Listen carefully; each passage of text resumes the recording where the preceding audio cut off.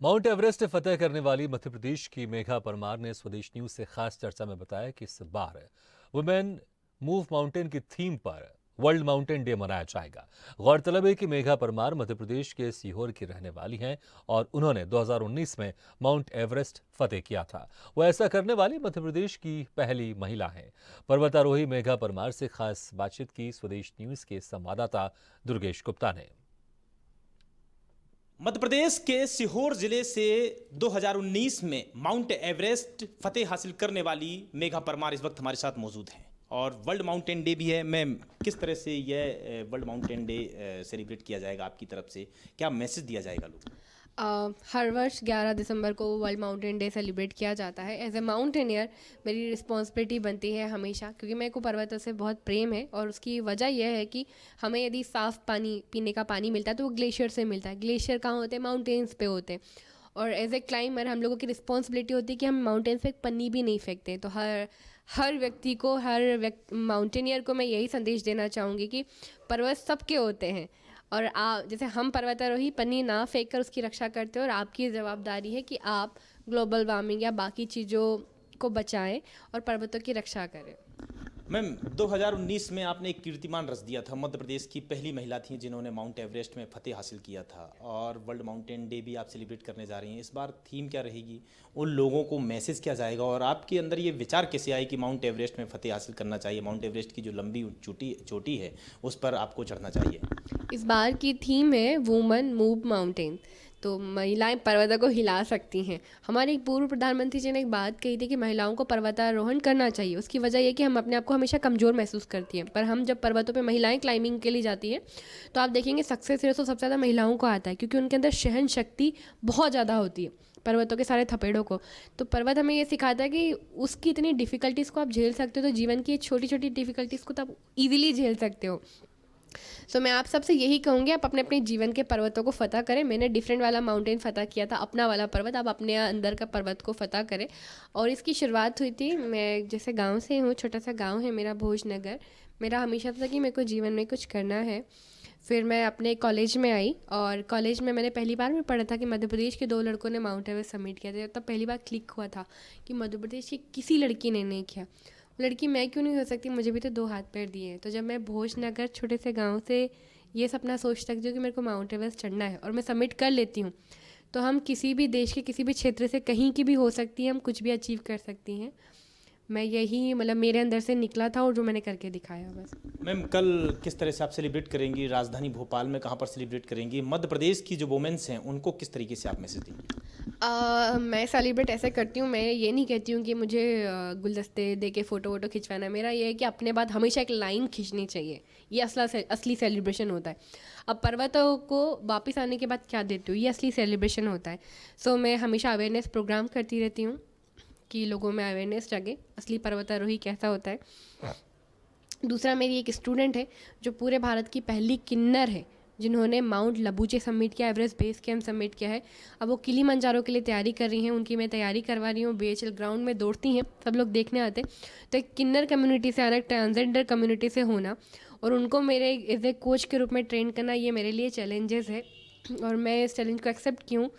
तो ये मेरा असली माउंटेन डे सेलिब्रेशन है कि मुझे और लाइनें खड़ी करनी है। अच्छा, अभी अभी रिसेंटली आपने एक और वर्ल्ड रिकॉर्ड बनाया है। करीब 45 मीटर समुद्र की निचली गहराई पर आपने स्कूबा डाइविंग का एक नया रिकॉर्ड बनाया है। उसमें मुझे 1.5 साल लगा और मुझको माउंटेनियरिंग से भी ज़्यादा टफ डाइविंग लगा, क्योंकि डाइविंग में आपको 1 सेकंड में आप मर सकते हो। आपको वहाँ प्रेशर देखना पड़ता है, नीचे जाते हो तो प्रेशर बढ़ता है, समंदर की लहरें होती हैं, बॉडी में नाइट्रोजन के बबल्स स्टोर हो जाते हैं। ऊपर आने के बाद आपका वेट बढ़ जाता है, जैसे मैंने 20 किलो वजन बढ़ गया था। आप वॉक नहीं कर सकते क्योंकि आपकी बॉडी में नाइट्रोजन के बबल्स स्टोर होते हैं। आप वॉक करोगे तो ब्लड वो बबल हार्ट तक पहुँचा देगा, कार्डिया अरेस्ट हो जाएगा। तो टेक्निकल डाइविंग माउंटेनियरिंग से भी ज़्यादा मुझे टफ लगी। 2 दिन आने के बाद भी आपका सक्सेसफुल नहीं माना जाता। 2 दिन बाद जब आपको देखा जाता है आप जिंदा हो, तब आपका सर्टिफिकेट आपको दिया जाता है, क्योंकि टेक्निकल डाइविंग में 2 दिन बाद तक देखा जाता है कि इंसान ठीक ठाक है या नहीं है। तो माउंटेनियरिंग से ज़्यादा टफ टेक्निकल डाइविंग में होता है, क्योंकि इसमें मरीन लाइफ चेंज हो जाती है, समंदर की एक नई दुनिया आपको देखने को मिलती है और किसी भी सेकंड कुछ भी हो सकता है। जब मैंने वर्ल्ड रिकॉर्ड बनाया था, पहला अटेम्प्ट मेरा अनसक्सेसफुल रहा था, इसका भी, और दूसरी बार मेरा अटेम्प्ट सक्सेसफुल हुआ था। जाने में 10 मिनट लगते हैं, आने में 4.5 घंटे लगते हैं।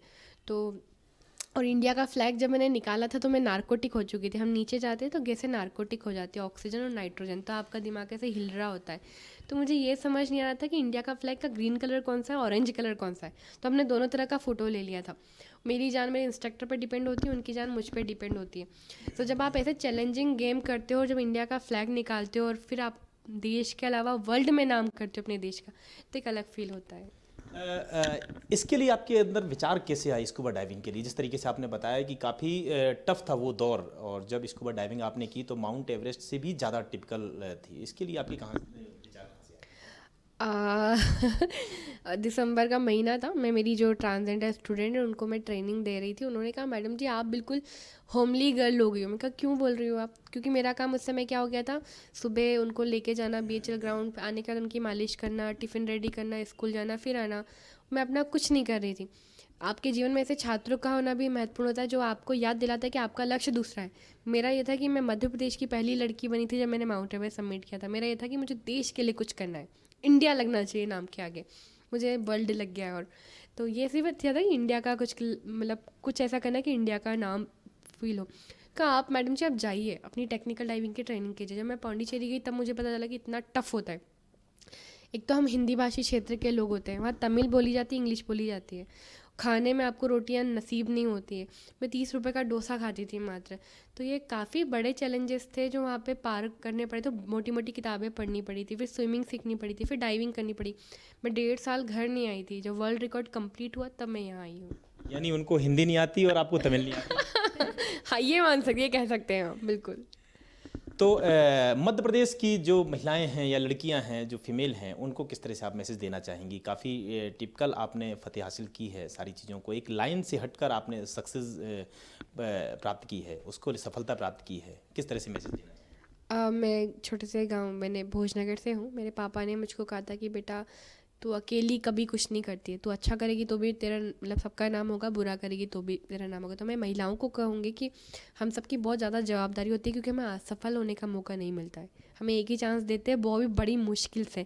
तो अपनी जी जान सब कुछ लगा दीजिएगा। आज ही लिख लीजिएगा कि आपका माउंट एवरेस्ट क्या है। मैंने अपना माउंट एवरेस्ट सबमिट किया है, मैंने अपना माउंट एवरेस्ट फतह किया। आपको अपना माउंट एवरेस्ट फतह करना, और हमेशा एक चीज़ बोलना है कि जब तक आप उसे फतह नहीं कर लेंगी तब तक छोड़ेंगी नहीं, तो आप जीवन के किसी भी माउंटेन्स को फतह कर लेंगी। बस।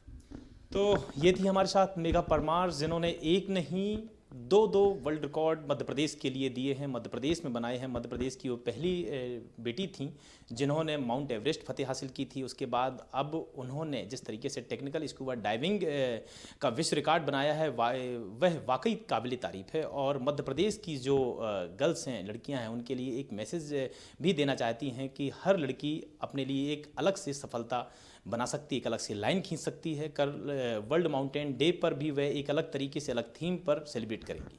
कैमरामैन रणवीर के साथ दुर्गेश गुप्ता, स्वदेश न्यूज़ भोपाल।